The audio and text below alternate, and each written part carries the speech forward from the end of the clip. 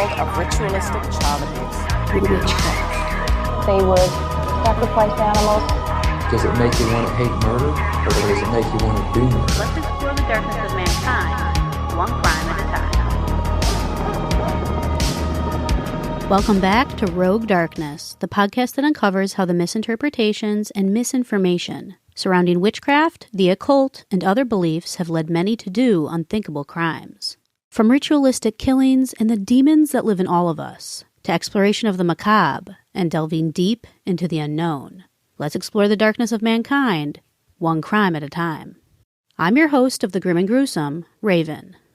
Let's go rogue and get right into today's chilling crime, the haunting case of the Sasebo Slashing, where an 11-year-old girl in Japan ended up brutally murdering one of her classmates, presumably due to being an avid fan of a death-themed flash animation called Red Room, unleashing a whirlwind of assumptions and conspiracies surrounding the animation itself, including the notion that it was cursed.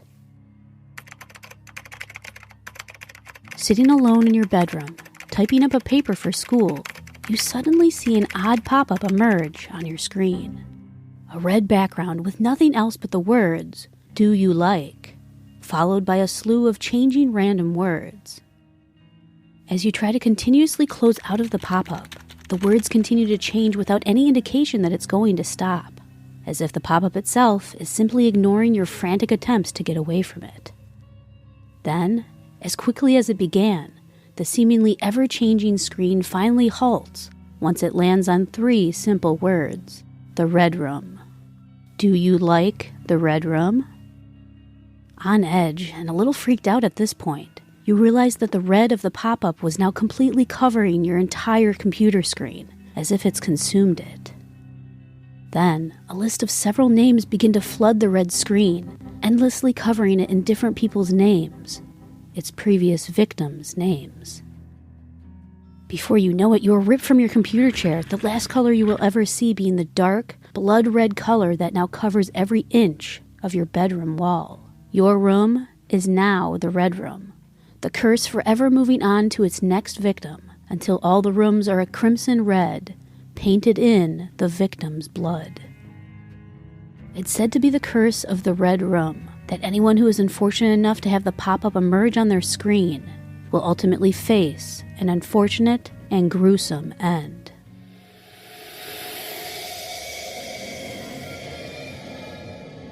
So now, let's start off from the very beginning. On June 1st, 2004, the students of Akubo Elementary School in the city of Sasebo in the Nagasaki Prefecture in Japan had no idea what horror was about to unfold. 12-year-old Satomi Mitarai sat in an empty classroom just about to head to the lunch hall when one of her fellow classmates, an 11-year-old girl who was only known to the public by the pseudonym Girl A, came up behind her and without warning began viciously cutting at Satomi's arms with a box cutter.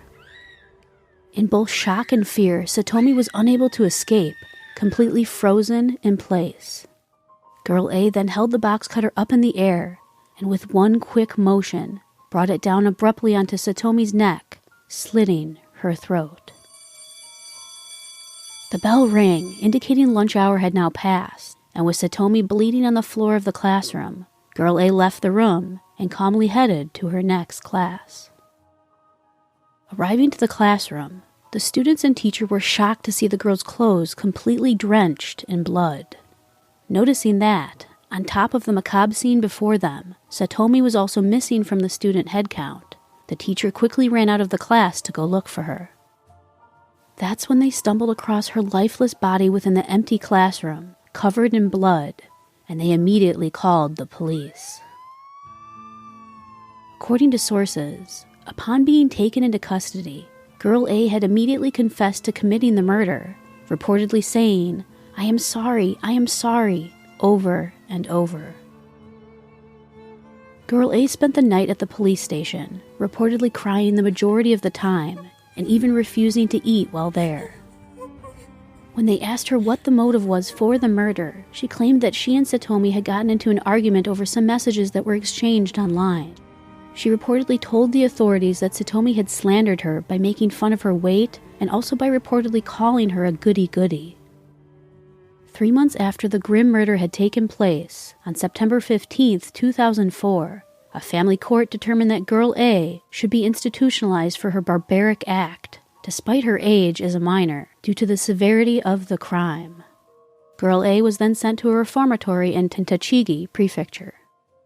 The Nagasaki family court had originally sentenced Girl A to 2 years of involuntary commitment to the institution, but in September of 2006, the sentence was extended to a total of 4 years after a psychological evaluation had been performed, and it ultimately concluded that Girl A had Asperger's syndrome.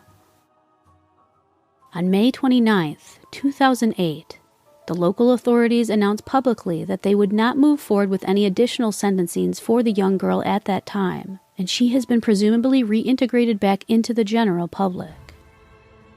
So you may be asking yourself, how does this crime tie into the theory of the Red Room curse?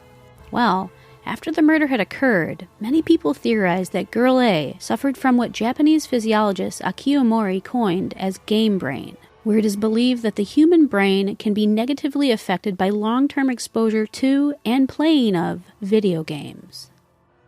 Although game brain has been criticized by many as being nothing more than just a myth, Girl A was reported to be a fan of the real game called Red Room, and would play it often, even having it favorited on her computer, leading many to speculate that her brain had actually been affected by the game.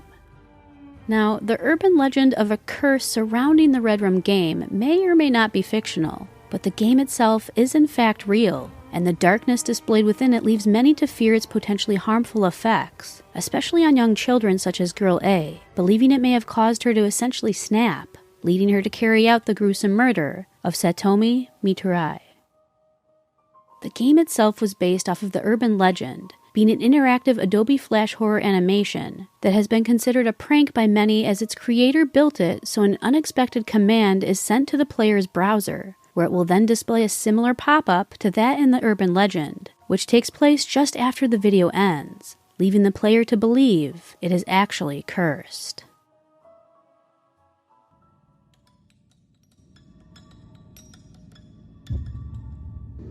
What the? That was it? Man, this game ain't cursed. That's just a load of...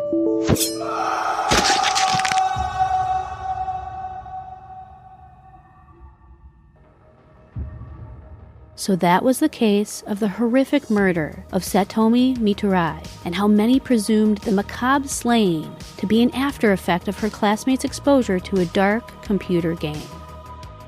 Definitely let me know your thoughts on this case. What do you think? Do you believe there could be something paranormal or even ominous behind the game that could have led to the crime? Or do you think it was just an unfortunate act carried out by a young girl battling Asperger's? If you have any questions regarding the case or any other cases I've previously covered, feel free to contact me at roguedarknesspod@gmail.com. You can also always reach out to me on Instagram or Twitter at rogue_darkness or on my website, roguedarkness.com. I also have a YouTube channel if you want to check out some of my episodes in video format. The link is down below. As always, be sure to share the podcast with anyone who you think would like it, and also please be sure to leave a rating and review on Apple iTunes, Spotify, Good Pods, or anywhere else you can leave a review. It definitely helps other listeners find the show, and also lets me know that you enjoy the show. And if you want some personalized shoutouts and other exclusives, definitely check out my Patreon by visiting patreon.com/roguedarkness. You can also check out my Bonfire shop if you want to get your hands on some awesome merch. And with that said, that concludes this week's episode of Rogue Darkness. The darkness is all around us, and I can confidently say that reality truly is more terrifying than fiction. Until next time.